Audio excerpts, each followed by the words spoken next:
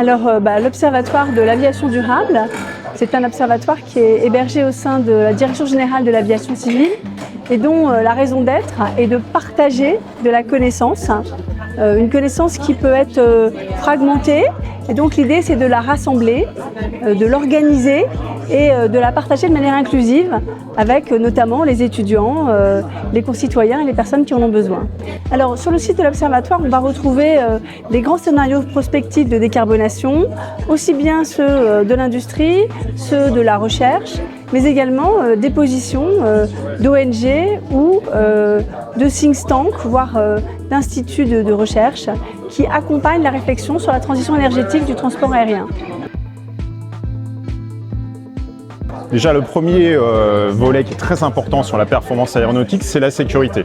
Donc ce qu'il y a d'évident, c'est que c'est pas parce qu'on va rendre les avions plus verts avec des carburants différents, des modes de propulsion différentes ou en optimisant leur aérodynamisme ou même en optimisant leurs opérations aériennes qu'ils seront moins sûrs. Ça, la sécurité, c'est la base de l'aéronautique, donc on va rester toujours sur ce chemin-là. On peut essayer d'aller sur les développements, sur l'innovation, tout en se basant sur les briques fondamentales de l'héritage dans le transport aérien, des technologies primaires, et ensuite essayer d'arriver à la rupture qui permettra que les performances énergétiques soient l'allié de l'atténuation de l'empreinte environnementale du transport aérien.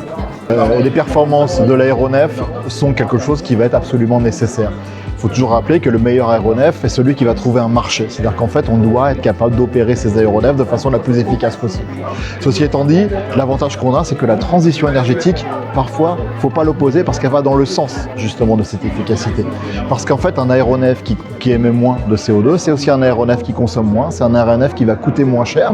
Plus de 30% des coûts d'une compagnie aérienne, c'est le carburant. Donc réduire la consommation de carburant, ça va dans le sens d'une meilleure économie des compagnies aériennes.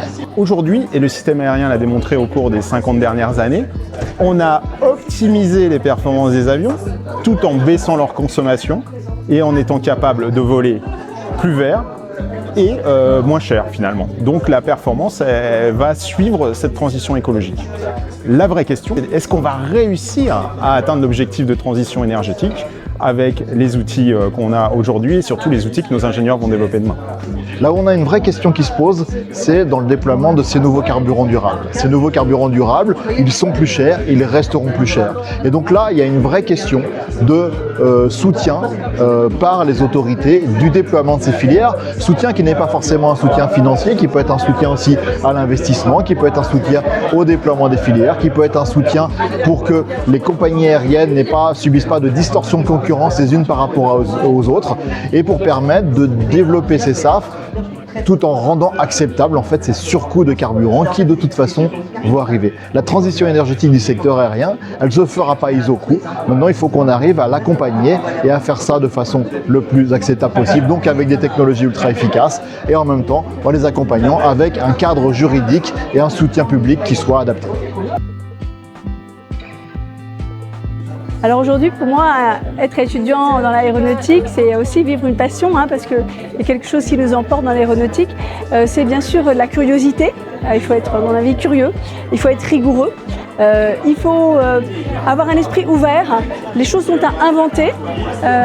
Les solutions de demain n'existent pas encore. Donc il faut être capable de penser out of the box pour aller trouver la solution technologique qui va permettre cette transition énergétique essentielle pour le transport aérien de demain.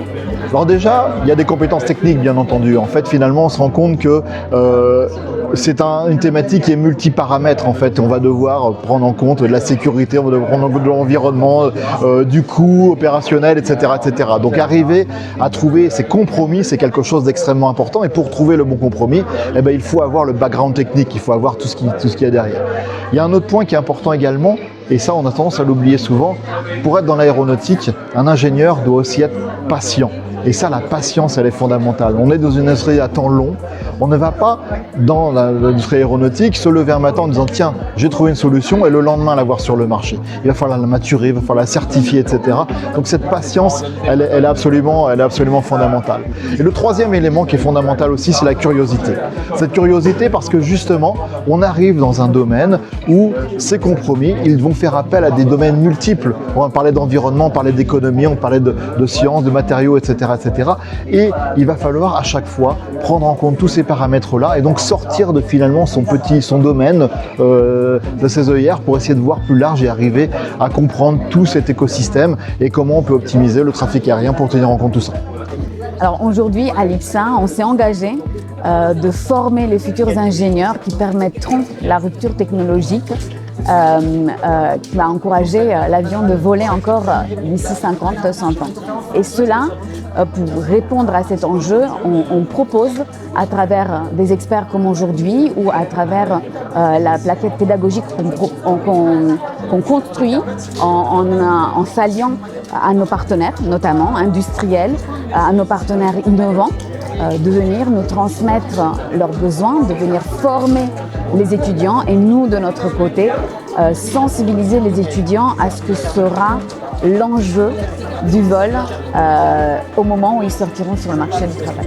Alors, les compétences qu'on attend, les premières compétences, c'est déjà de savoir. Il faut déjà que les étudiants comprennent les enjeux et c'est ce qu'on fait à l'IPSA avec l'ingénierie durable très tôt dans leur formation, ensuite avec le cours de décarbonation, un certain nombre de cours électifs qui sont liés aux enjeux environnementaux et de plus en plus, même sur les majeurs, un aspect environnemental, donc la connaissance. La deuxième chose qui est très importante pour nos futurs ingénieurs, et ça me tient vraiment à cœur, c'est qu'il faut, et c'est une des caractéristiques de l'aéronautique, qu'il ne ferme aucune porte. C'est innover tout en sachant ce qui est possible, mais tout en se disant que je peux aller au-delà du possible et que l'impossible en aéronautique deviendra quelque chose de possible dans les années 2050. Moi, j'aime beaucoup en parler. C'est 1944, des avions à hélice qui combattent, qui ont la supériorité aérienne dans le ciel du débarquement, par exemple. 25 ans plus tard, on va sur la Lune, on fait voler le Concorde, on fait voler le 747. 2050, la neutralité carbone, c'est dans 25 ans. Et il est évident que nos grands-parents, nos arrière-grands-parents en 1944 ne se douteraient pas qu'on mettrait les pieds sur la Lune.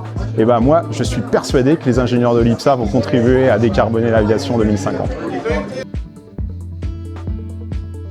Ah, c'est formidable, c'est formidable. IPSA, c'est vraiment, je suis impressionnée par la dynamique, par les interactions entre les étudiants, les professeurs, les personnes extérieures.